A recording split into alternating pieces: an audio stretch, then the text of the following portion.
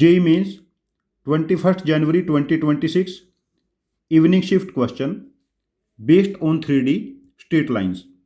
Let the line L1 is parallel to vector minus 3i plus 2j plus 4k and pass through the point 267 and line L2 be parallel to vector 2i plus j plus 3k and pass through the point 435. If the line L3 is parallel to vector minus 3i plus 5j plus 16k and intersect line L1 and L2 at point C and D respectively, we have to find of square of the length CD. चलिए यहाँ पर हम basic diagram बना लेते हैं पहले. ये हमें लाइन L1 गिवन है और ये लाइन L2 गिवन है. लाइन L1 का जो डायरेक्शन वेक्टर है, लाइन L1 का डायरेक्शन वेक्टर है -3 2 4 एंड लाइन L2 का जो डायरेक्शन वेक्टर है हमें ये गिवन है 2 1 3. लाइन L1 किस पॉइंट से पास होगी? This is 2 6 7 and line L2 किस पॉइंट से पास होगी? 4 3 5. अब एक थर्ड लाइन है L3. जो लाइन L3 है इसका डायरेक्शन वेक्टर हमें गिवन है -3 5 16. लाइन L1 को C पे और L2 को D पे इंटरसेक्ट करती है. हमें जो लेंथ CD है इसका स्क्वायर फाइंड आउट करना है. We have to find CD square. देखिए जो लाइन L1 है उसकी इक्वेशन क्या बनेगी? यहां से लाइन L1 का equation x - 2 y - 6 and z - 7 upon -3 2 4. और जो लाइन L2 है उसका इक्वेशन क्या बनेगा? x - 4 y - 3 z - 5 upon 2 1 3. अब देखो इसको हम अल्फा के इक्वल ले लेते हैं और इसको बीटा के इक्वल. तो जो पॉइंट C है ये जनरल पॉइंट ऑन लाइन है. इसके कोऑर्डिनेट क्या बनेंगे? -3 alpha plus 2 2 alpha plus 6 4 alpha plus 7.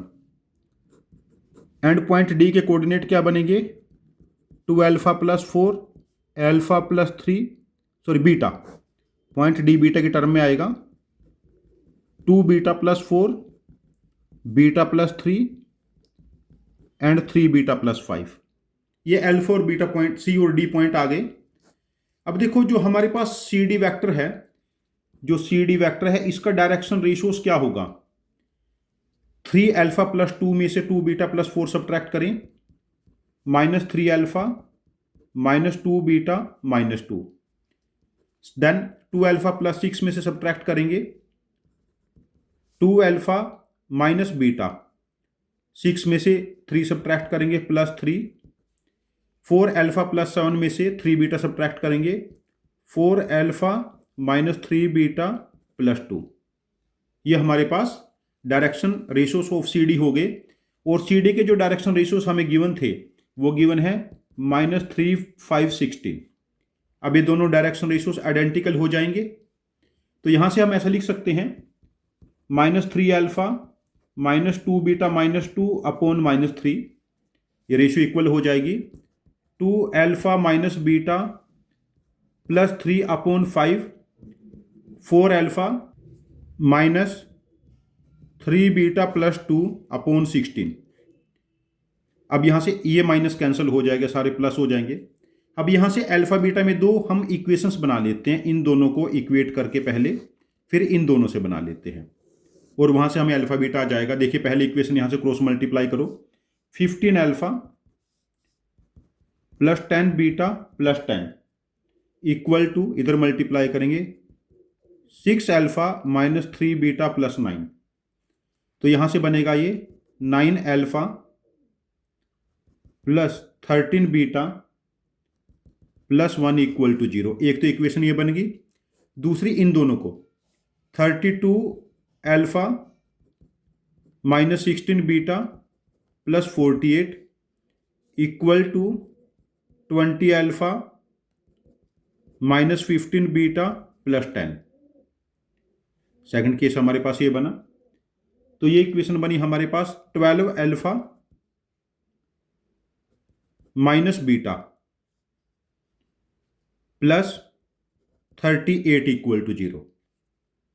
देखिए यहां पर अल्फा का कोफिशिएंट 9 है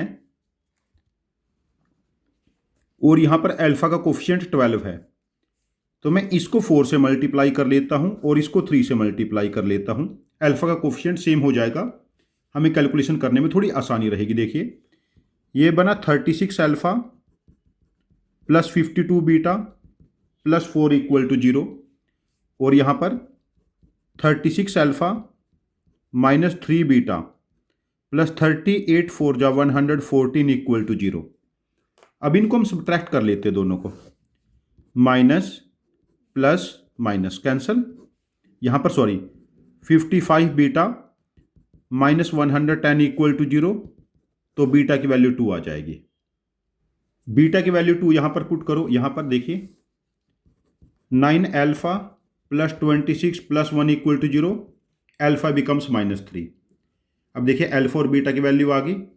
नाउ पॉइंट सी क्या बनेगा, अल्फा की वैल्यू -3 यहां पर पुट करेंगे पॉइंट सी, 9 प्लस 2 11, यहां पर 0 हो जाएगा, और यहां पर कितना बनेगा 12 5 -5, और पॉइंट डी बनेगा हमारे पास यहां से बीटा की जगह जब हम 2 पुट करेंगे ये बनेगा 4 और 8, यहां पर 5 और यहां पर 11। नाउ डिस्टेंस सी डी का स्क्वायर, डिस्टेंस सी डी का स्क्वायर हमारे पास क्या बना 11 minus 8 square, 0 minus 5 square, -5 minus 11 square, 9 plus 25 plus 2 56, तो ये सम हमारे पास बना 290। तो required square of the distance becomes 290।